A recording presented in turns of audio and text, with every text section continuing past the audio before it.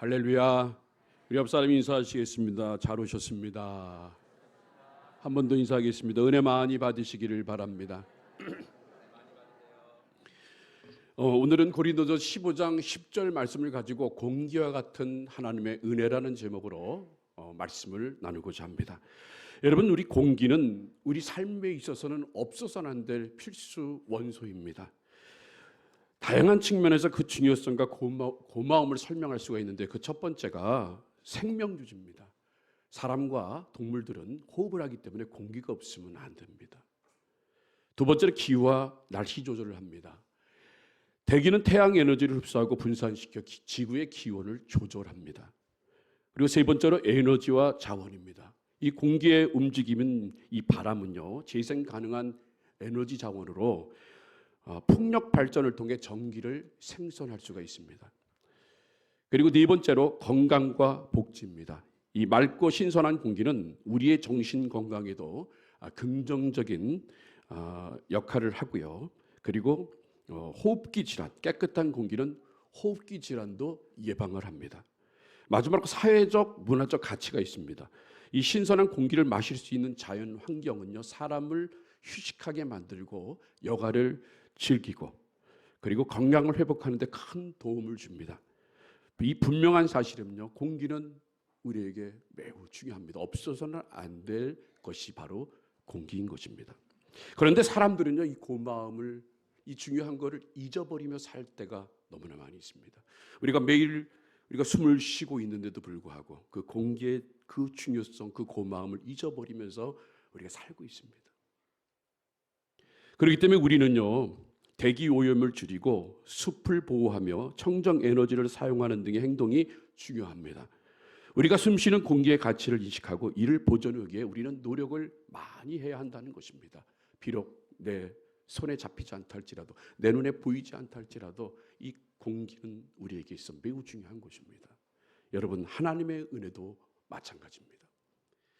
하나님의 은혜가 없으면요, 하나님은 이 땅에 자비와 긍휼을 베풀어 주지 않기 때문에 독생자를 주시지 않았어요. 그래서 우리 누구든지 구원을 받을 사람이 한 사람도 없어요. 우리는 무조건 죽습니다.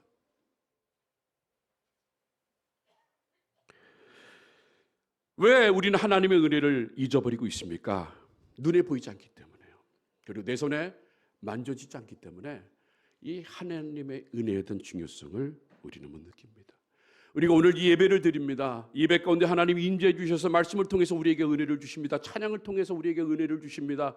기도함을 통해 하나님이 하늘에 상달되어서 이 땅에 그대로 이루어지는 응답의 축복을 주실 때 우리는 은혜를 받습니다. 그런데 그 은혜가 내 안에 가득합니다. 그런데 이건 신기한 게 뭔 줄 아세요? 받은 은혜를 가지고 사회에 나가면요, 밖에 나가면 이걸 다 까먹어 버려요. 내가 하나님의 사람으로서 은혜 받은 사람으로서 살아가야 되는데 그렇게 살아가지 못하고 세상 사람들 앞에 내가 그리스도인이라고 증거하고 자랑하지 못하는 삶 살아가고 있습니다. 왜 그럴까요? 하나님의 은혜를 잊어버리고 살고 있기 때문에.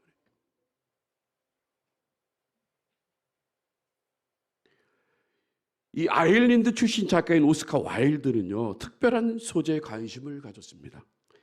성경에 보면요, 예수님께서 많은 은혜를 베풀어 주셨습니다. 뭐 병자를 고치시고 눈먼 자를 고치시고 앉은 병이를 기르시고 뭐 돌맞아 죽을 여자를 구해 주십니다. 그런데 성경에는요, 그 부분만 기록되어 있지 그 사건 후의 기록은 기록되지 않았습니다. 그런데 이 오스카 와일드라는 분은요, 현재 살고 있는 이 기독교인들의 모순, 바로 하나님의 은혜를 잊어버리면서 자기 마음대로 살아가는 그 모순을 모티브로 해가지고 소설을 썼습니다. 그 소설의 내용을 제가 여러분들에게 잠깐 소개하겠는데요. 예수님이 길을 가다가요, 술 주정뱅이를 만났습니다. 가만히 보니까 어디서 많이 본 사람입니다. 그래서 예수님이 물어봅니다. 내가 당신을 어디서 본 적이 없습니까? 그랬더니 그가 말합니다. 있습니다. 저는 원래 본래 안진병이었습니다. 저는 날 때부터 안진병이었습니다. 그런데 예수님께서 고쳐주셔서 제가 이렇게 걷게 되었습니다.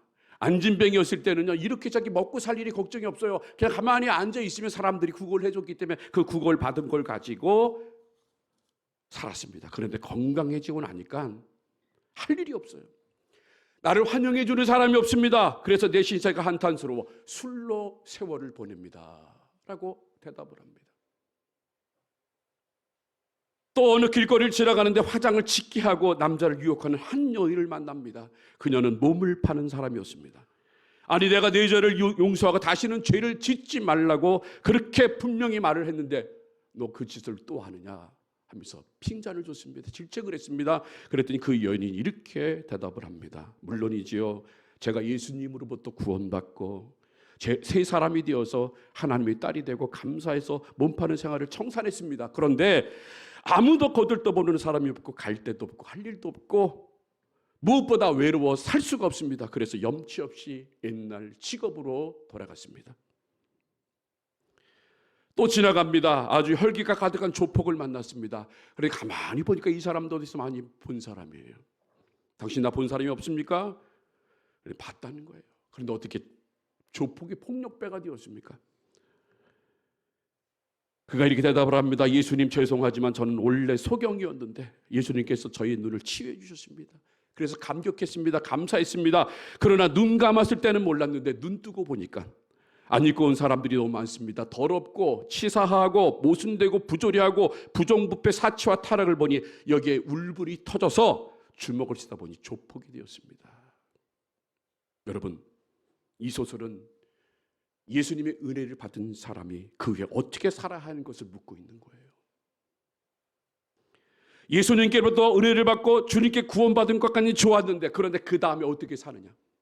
마찬가지로 우리들도 마찬가지입니다. 우리가 예수 그리스도의 은혜로 말미암아 하나님의 은혜로 말미암아 우리가 예수를 믿음으로 구원받은 사람이 되었습니다.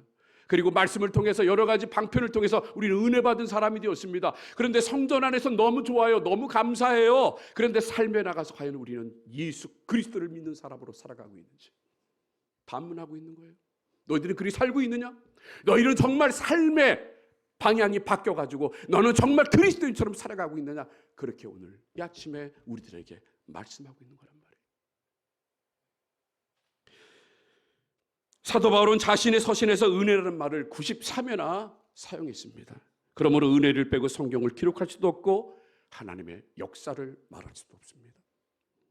그래서 오늘 본문 말씀인 고린도서 15장 10절에 우리들에게 이렇게 말씀하고 있습니다. 우리 봉독하겠습니다. 시작. 그러나 나의 나 된 것은 하나님의 은혜로 된 것이니 내게 주신 그의 은혜가 헛되지 아니하여 내가 모든 사도보다 더 많이 수고하였으나 내가 아니요 오직 나와 함께 하신 하나님의 은혜로라. 나의 나 된 것은 다 누구예요? 하나님의 은혜인 거예요. 그래서 나는 열심히 수고했다는 거예요. 그리고 열심히 수고했는데 그러나 그것이 나의 자랑이 아니라 결국 이 모든 것을 누구에게? 하나님의 은혜로 표현하고 있는 거란 말이에요. 여러분, 우리의 삶이 바로 그래야 되는 거예요. 내가 하나님 앞에 받은 은혜가 있으면요, 이게 얼마나 감사해요. 그리고 여러분들은 오늘 이 자리에 목사로 만들고 장로로 만들고 권사로 만들고 안수집사로 만들고 집사로 만들고 성도로 만든 건 다 누구예요? 여러분이 잘나서 그런 것이 아니라 누구입니까? 하나님의 은혜로. 그 하나님의 은혜로 우리가 되었기 때문에 우리는 어떻게 살아야 돼요? 하나님의 은혜 받은 사람대로 세상에 나가서 그렇게 살아야 되는데, 근데 우리는 그렇게 사랑하지 못하는 거예요. 그런데 여러분, 하나님의 은혜는요, 라틴어로 뭐라고 했냐면 그라티아라고 얘기합니다. 이 그라티아라는 말은요, 이 은혜라는 말은 총애라는 뜻이 담겨져 있어요. 총애. 이 총애라는 것은 사랑한다, 친밀히 대한다는 거예요. 그러니까 여러분들 결국 하나님께서 여러분들에게 은혜를 주신 이유가 뭘까요? 여러분을 사랑하시기 때문에 주시는 거예요. 내가 너를 사랑한다. 그리고 친밀히 대한다는 건 뭡니까? 가까이 하고 싶은 거예요. 그것이 교회 안에서만 가까이 하고 싶은 것이 아니라 어디서도요, 세상에 나가서도 가까이 하고 싶은 거예요. 너가 예수를 자랑하고 하나님을 자랑하는 삶, 하나님께 영광 올려드리는 삶을 살기 원하기 위하여, 그러니까 살도록 하나님이 우리에게 은혜를 주셨다는 거예요. 그러니까 여러분 얼마나 감사해요. 나 같은 벌레만도 못한 이 죄인을 사랑하셔서 가까이 하시겠다. 그래서 나의 모든 삶의 영역 가운데 하나님이 영광 받으시겠다는 이 놀라운 이 사랑하심, 이런 놀라운 진리. 그래서 우리들도 어떻게 해요? 세상에 나가서 어떻게 살아야 돼요? 하나님의 사랑을 받은 사람처럼, 그리고 하나님이 친밀한 관계를 맺는 사람처럼 그런 은혜 받은 사람으로 살아가시는 저와 여러분이 되시기를 바랍니다.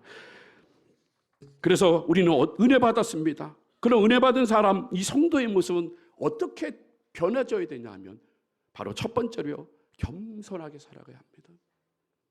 야고보서 4장 6절에 우리들에게 이렇게 말씀하고 있습니다. 시작. 그러나 더욱 큰 은혜를 주시나니 그러므로 일렀으되 하나님이 교만한 자를 물리치시고 겸손한 자에게 은혜를 주신다 하였느니라. 하나님께서는 겸손한 사람에게 은혜를 주신다고 합니다. 그러므로 하나님의 지극히 사랑을 받기로 원하면요, 우리는 어떻게 해야 돼요? 겸손해야 한다는 거예요. 겸손한 자를 사랑하시고 하나님은 교만한 자를 물리치십니다.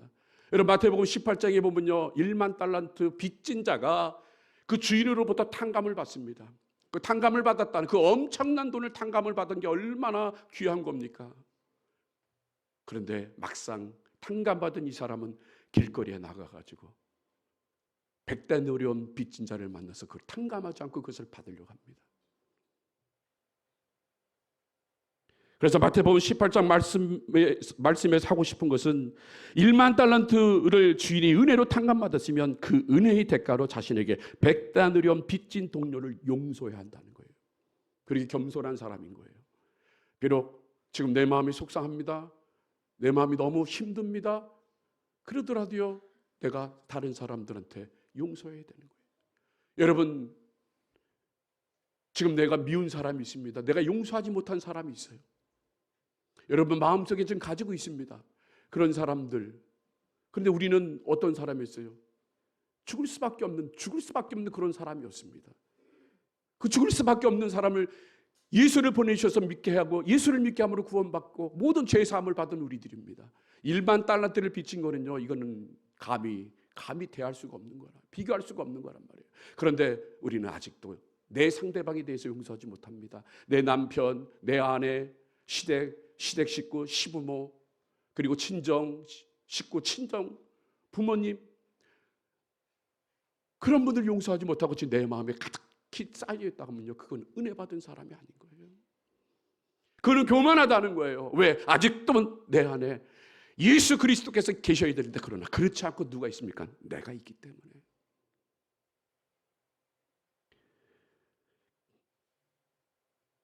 은혜를 모르는 교만함, 용서하지 못하는 그 교만함, 우리는 버려야 합니다. 결국 자기 자신만 아는 그에게 주인이 형벌을 내립니다. 마태복음 18장 32절에서 34절 말씀입니다. 우리 봉독하겠습니다. 시작. 이에 주인이 저를 불러다가 말하되 악한 종아, 내가 빌기에 내가 네 빚을 전부 탕감하여 주었거늘 내가 너를 불쌍히 여긴 것 같이 너도 내 동관을 불쌍히 여김이 마땅치 아니하냐 하고 주인이 노하여 그 빚을 다 갚도록 저를 옥졸들에게 붙이니라. 여러분, 내가 탕감받았으면, 내가 용서함을 받았으면, 지금 내 마음속에 있는 그 어떤 사람이 미워하는 사람이 있다 하면 용서함을 우리가 베풀어야 되는 거예요. 그게 겸손한 사람의 모습이라는 거예요. 그게 그리스도 하나님의 은혜를 받은 사람의 모습이라는 거예요. 용서하지 못한 자, 불쌍히 여기지 않는 그 사람을 하나님께서 뭐라고 얘기합니까? 악한 종이라고 얘기를 하는 거예요. 악한 종이다. 사울왕도 마찬가지입니다. 사무엘상 15장 26절 말씀을 보면요, 하나님께서 그를 버리십니다. 우리 봉독해 보도록 하겠습니다. 시작. 사무엘이 사울에게 이르되 나는 왕과 함께 돌아가지 아니하리니 이는 왕이 여호와의 말씀을 버렸으므로 여호와께서 왕을 버려 이스라엘 왕이 되지 못하게 하셨음이니이다 하고, 여기에 보니까 하나님께서 사울왕을 버리셔요. 왜 하나님께서 사울왕을 버리십니까? 암몬에게 승리한 후에 사울왕은 하나님의 뜻을 묻지 않고 백성을 돌려보내고 자기 군대를 만들어 버립니다. 또한 사무엘이 와서 블레셋과의 전쟁을 하기 전 온전한 번제를 드려야 되는데 마음이 성급해가지고 자기가 번제를 드립니다. 또한 아말렉과의 싸움에서도 그들은 온전히 다 아말렉을 진멸시키라고 하나님을 명령하셨지만 그러면 그는 지키지 않고 좋은 것들을 남겨두었어요. 사울이 암몬과의 전쟁에 왕으로 널리 인정을 받은 다음부터 그의 생애에는 불순종의 연속이었다는 거예요. 교만이 가득했습니다. 자기 자신밖에 몰라요. 그런데 더 하나님이 보기 싫어했던 것은 무엇입니까? 회개하지 않았다는 거예요. 돌이켜서지 않았다는 거예요. 그건 뭐예요? 교만했다는 겁니다. 자기 자신만 보는 거예요. 하나님을 바라봐야 되는데 그러나 자기 자신을 보는 거예요. 하나님의 은혜를 받고 그가 왕이 되었으면 하나님의 은혜를 알아야 되는데 하나님의 은혜를 기억하지 않고 자기 자신만 보는 거예요. 그러니까 회개하지 않는 거예요. 잠언 18장 12절에 우리들에게 이렇게 교훈의 말씀을 주십니다. 우리 시작. 사람의 마음의 교만은 멸망의 선봉이요 겸손은 존귀의 앞잡이니라. 겸손하게 사는 자는 하나님이 귀하게 여기지만 교만하게 사는 자는 그 끝은 안 좋다는 거예요. 멸망하는 거예요. 끝이 안 좋습니다. 그러므로 우리들에게 이 겸손의 모범을 보여주셨는데 그것이 바로 빌립보서 2장 5절에서 8절 말씀에 우리들에게 말씀하고 있습니다. 우리가 이것을 배워야 합니다. 우리 봉독합니다. 시작. 너희 안에 이 마음을 품으라. 곧 그리스도 예수의 마음이니 그는 근본 하나님의 본체시나 하나님과 동등됨을 취할 것으로 여기지 아니하시고 오히려 자기를 비워 종의 형체를 가져 사람들과 같이 되었고 사람의 모양으로 나타나셨음에 자기를 낮추시고 죽기까지 복종하셨으니 곧 십자가에 죽으심이라. 하나님은 처음에 어떤 분이에요? 하나님과 동등됨을 여기는 높으신 분인 거예요. 그런데 그렇게 높으신 분이 사람의 몸으로 이 땅에 오셔서 자기를 낮추시는데 어디까지 낮추셨다고요? 죽기까지 자기를 낮추시고 그 죽음이 어디예요? 십자가에 죽으십니다. 가장 밑바닥까지 오신 거예요. 그렇게 높은 영광을 받으시고 그렇게 높은 분이 우리 하나님의 우리를 너무나 사랑하셔서 바로 이 땅에 독생자를 보내셨던 그분이 저 낮은 곳까지 그 우리를 사랑하셔서 죽고 십자가에 죽으시는 그런 모습을 보여줬다는 거예요. 그러므로 사랑하는 성도 여러분, 우리도 어떻게 살아야 합니까? 겸손하게 살아야 되는 거예요. 겸손하게 살려면 어떻게 합니까? 하나님의 은혜를 기억해야 한다는 거예요. 여러분이 주신 하나님의 은혜, 그 은혜를 늘 상고하며 기억해야 한다는 거예요. 그리고 예수님이 우리들에게 보여주신 것처럼 그렇게 낮아진 것처럼 우리도 그렇게 낮아져야 하는 거예요. 그러므로 하나님의 은혜를 잊어버리지 말고 오늘 하루도 겸손하게 살아가시는 저와 여러분들이 되시기를 주님의 이름으로 축복합니다. 두 번째로 하나님의 은혜는 은혜로 사는 성도는요 기쁨이 충만하게 사는 거예요. 여러분 예수 믿습니까? 여러분 하나님의 은혜를 받았습니까? 그럼 어떻게 해야 돼요? 이사야 29장 19절 말씀을 한번 우리 봉독해 보겠습니다. 시작. 겸손한 자가 여호와로 인하여 기쁨이 더하겠고 사람 중 빈핍한 자가 이스라엘의 거룩하신 자를 인하여 즐거워하리다. 여러분 생각해 보세요. 겸손한 자는 여호와로 인하여 기쁨이 더한다. 누구요? 하나님으로 인하여 기뻐하는 거예요. 또 빈핍한 자, 이스라엘의 거룩하신 자가 누굽니까? 하나님으로 인하여 즐거워하는 거예요. 그러니까 우리는요 누구만 있으면 기뻐할 수 있고 즐거워할 수 있습니까? 하나님의 은혜만 있으면 되는 거예요. 하나님의 은혜만 있으면요 우리는 전혀 웃을 수 없고 기뻐할 수 없는 환경과 상황이 있다 할지라도 기뻐할 수 있는 것이에요. 여러분 지금 상황이 어떻습니까? 뭐 정치가 안 좋다, 뭐 경제가 안 좋다, 뭐가 안 좋다, 장사가 안 된다, 사업이 안 된다. 여러분 이거는요 세상 사람들이 된 핑계고 변명이지만 우리가 하나님을 믿는 우리 그리스도인들은요 그거 아무 상관이 없는 거예요. 오히려 그럴 때일수록 더 기뻐하시기를 바랍니다. 더 하나님 앞에 소망을 두시기를 바랍니다. 우리 하나님, 그 하나님 한 분으로 나는 만족하는 거예요. 무화과 나무 잎이 없고 포도나무에 열매가 없다 할지라도 난 누구로 인하여 여호와 하나님을 위하여 기뻐하고 그 하나님께 기뻐하는 거예요. 바로 우리 그리스도인의 삶, 바로 은혜 받은 삶의 모습이 바로 그래야 한다는 거예요. 여러분 축 쳐져 생활하지 마세요. 신앙생활은요 독수리같이 솟구쳐 올라가는 것이 그것이 신앙생활인 거예요. 그래서 독수리같이 솟구쳐 올라서 멀리 높은 곳에서 멀리 내다보는 그런 비전의 사람이 돼야지. 그냥 이 세상 사람처럼 지금 환경이 어렵고 상황이 어렵다 할지라도 땅만 쳐다보고 가면요 꿈을 꿀 수가 없는 거란 말이에요. 그러므로 우리는요 하나님께서 분명히 나에게 어여삐 보시고 사랑하시며 은혜를 베푸시 세상에 줄 수 없는 기쁨으로 선물로 주신다는 것을 믿는 그런 주의 백성들이 되시고, 혹시 이 가운데에 우울증 있는 분들이 계십니까? 혹시 불면증으로 시달리고 계신 분이 계십니까? 아니면 다른 사람을 위해 상처받는 사람이 계십니까? 여러분 받은 하나님의 은혜를 세어보시기를 바랍니다. 그 하나님의 은혜로 말미암아 하나님께서 여러분들 마음속에 참된 소망, 참된 기쁨을 허락해 줄 줄로 믿습니다.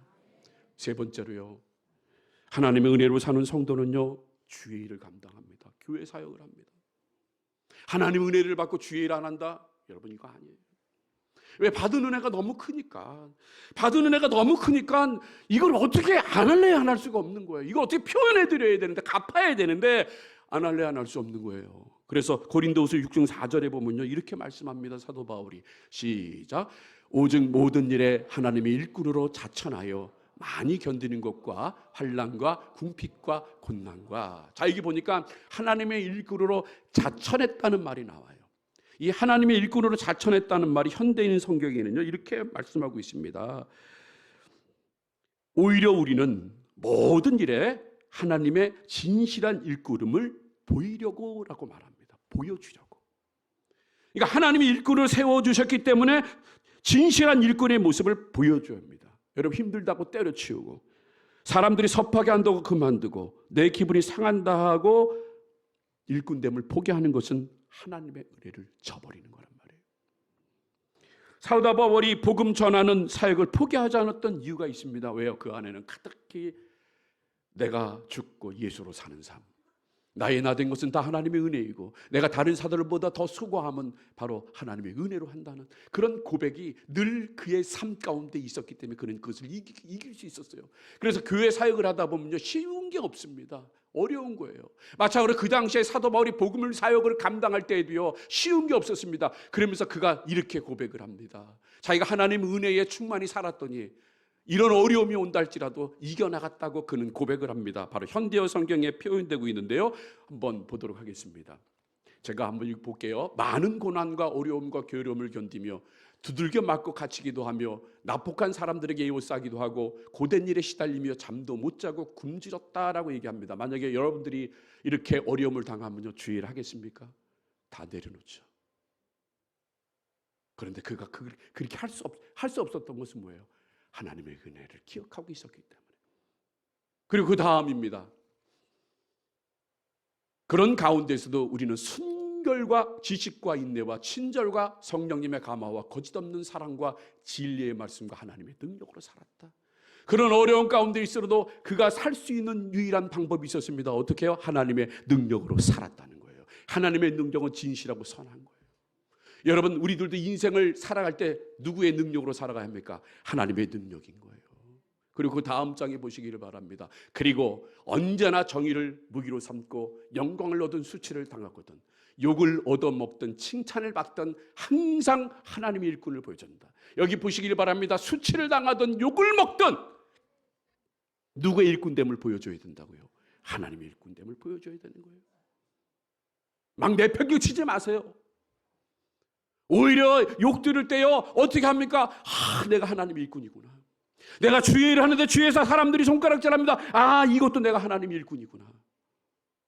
바로 사도 바울이 그랬다는 거예요. 그 다음 장에 보시기를 바랍니다. 우리가 사기꾼과 같은 취급을 받지만 사실은 진실하며 알려지지 않은 것 같지만 모든 사람에게 알려졌다라고 합니다.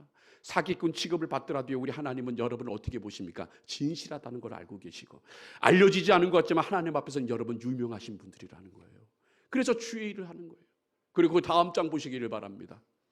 우리가 다 죽어가는 사람 같지만 이렇게 살아있으며 매일 많이 맞았으나 죽지 아니한다. 하나님의 능력으로 죄를 감당하면요, 여러분 살아있는 사람이고, 하나님의 능력으로 죄를 감당하는 사람은요, 죽지 않는다는 사실을 꼭 기억하시기를 바랍니다. 이 토레이 목사님에게 어떤 여인이 찾아와서요, 상담을 했습니다. 목사님, 저는 예수님을 좀 잘 믿고 싶습니다. 좀 뜨겁게 믿고 싶습니다. 성령 충만한 가운데 주의를 감당하고 싶습니다. 라고 그렇게 목사님한테 상담을 했어요. 그랬더니 목사님이 그러는 거예요. 자매님, 그러면 어떻게 기도하십니까? 기도 제목이 뭐예요? 그랬더니 그분이 그러는 거예요. 이것저것 생각나는 대로 기도한다는 거예요. 그래서 목사님이 이렇게 말합니다. 그렇게 하지 말고 한 가지 제목으로만 기도하세요 라고 말합니다. 어떻게 기도합니까? 목사님이 가르쳐 줍니다. 하나님 아버지, 나 자신을 알게 해주세요. 하나님 아버지, 나 자신을 알게 해주세요. 자신을 똑바로 알게 해주세요. 정직하게 알게 해주세요 라고 기도하십시오 라고 말합니다. 그리고 그 여인은 그대로 순종합니다. 매일과 같이 하나님 앞에 기도합니다. 기도할 때마다 하나님 나 자신을 알게 해주세요. 나 자신을 바로 알게 해주시오 하면서 간절히 기도했습니다. 간절히 기도했는데 하나님이 응답하십니다. 하나님의 영광 중에 드러나는 거예요. 큰 영광 중에 드러나는 거예요. 아름다운 모습이 보이더라는 거예요. 얼마나 그런데 자기 자신을 보게 된다는 것입니다. 그 자기 자신을 봤더니 얼마나 추하고 더러운지 머리끝에서부터 발끝까지 깨끗한 것이 없다라는 것입니다. 더러움, 시기, 질투, 명예, 권세, 욕심, 게다가 거짓 너무너무 더럽고 취해서 고개를 들 수가 없다는 것입니다. 그래서 너무나 취했기 때문에 남편 볼 면목도 없고 자식 볼 면목이 없는 거예요. 그래서 목사님께 쫓아와서 다시 질문했습니다. 목사님, 이제는 너무 창피해서 살 수가 없습니다. 어떻게 하면 좋겠습니까? 목사님은 두 번째 기도를 하라고 합니다. 십자가를 알게 해주세요. 십자가를 알게 해주세요. 그래서 그는 간절히 기도합니다. 십자가를 알게 해주세요. 십자가를 알게 해주세요. 그랬더니 하나님께서 그 기도를 들어주셔서 십자가를 보여주시는 거예요.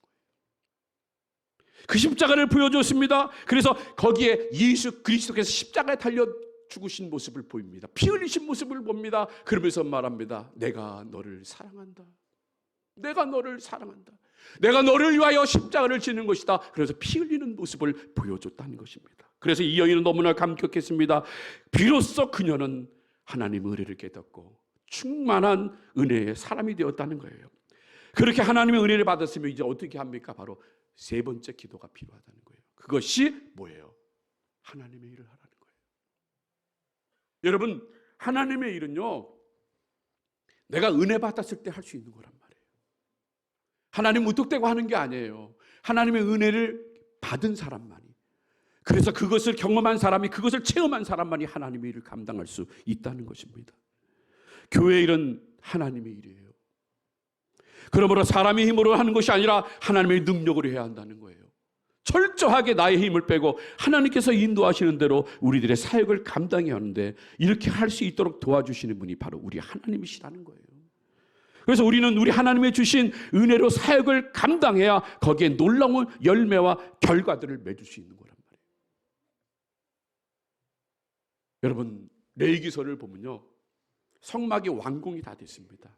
성막이 다 완공이 된 다음에 그 성막 안에 성전 기구들을, 이제 하나님께 예배드리기 위한 기구들을 이제 만들어요. 그런데 하나님께서 모세에게 뭐라고 말씀하셨냐면요, 성전 기구를 그냥 쓰지 말고 거기에 기름 부음이 있어야 된다고 얘기합니다. 그래서 기름을 다 발라요. 여러분, 여기서 기름이 바르면 뭐냐면 성령의 기름 부음도 있겠지만은 너를 구별하겠다. 너가 하나님의 사역을 감당하는 일에 구분하겠다고 말씀하시는 거예요. 그래서 오직 거룩한 일, 그 하나님께 예배하는 일에만 집중하라고 구분하는 거란 말이에요. 마찬가지로 우리들도 마찬가지입니다. 여러분, 하나님의 사람으로서, 하나님의 일꾼으로서 주의 일을 감당하기 위해서는요, 우리가 하나님 앞에 기름 부음이 있어야 되는 거예요.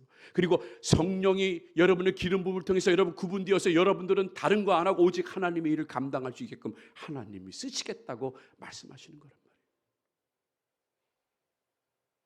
그러므로 하나님의 은혜를 이끌림 받으러 사역할 때 여러분들의 삶에 놀라운 일들이 벌어지는 거란 말이에요. 여러분, 교회는 세상과 다른 거예요. 노래를 잘하니까 교회 성가대대장을 해라, 성가대원을 해라, 찬양 단원을 해라, 아니에요.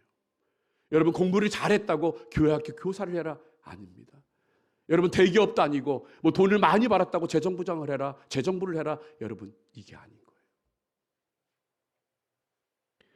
중요한 건 뭔지 아세요? 자신의 가지고 있는 재능보다 더 중요한 것은 하나님의 은혜를 고백하며 살아가고 있는가? 그런 사람들을 하나님이 쓰실 때 그런 삶의 현장에서 놀라운 일들이 벌어지는 거란 말이에요. 이제 말씀을 마치겠습니다. 사랑하는 성도 여러분, 공기는 우리 사람에게 반드시 필요한 원소입니다. 지금 지구상에 공기가 없어지면 여기에 계신 저와 여러분 모두 5분 만에 다 죽을 것이에요. 공기는 그만큼 우리에게 호흡을 하는 아주 소중한 것입니다. 여러분, 하나님의 은혜도 마찬가지입니다. 하나님의 은혜가 없다고 하면 이 지구상에 있는 모든 사람은 하나님의 나라에 갈 수가 없습니다. 하나님의 은혜로 독생자 예수 그리스도 이 땅에 보내셔서 누구든지 믿는 자들에게 구원을 주시는 그 하나님의 그 크신 은혜의 가치를 우리는 깨달아야 한다는 거예요. 그러면 여러분 고백하시기를 바랍니다. 나는 하나님의 은혜로 겸손한 사람이 되겠다. 나는 하나님의 은혜로 나는 기뻐하는 삶을 살겠다. 나는 하나님의 은혜로 내게 맡겨진 사역을 감당하겠다. 이런 감당을 하시는, 그래서 삶의 기쁨과 즐거움이 넘쳐날 수 있는 저와 여러분들이 되시기를 주님의 이름으로 축복합니다.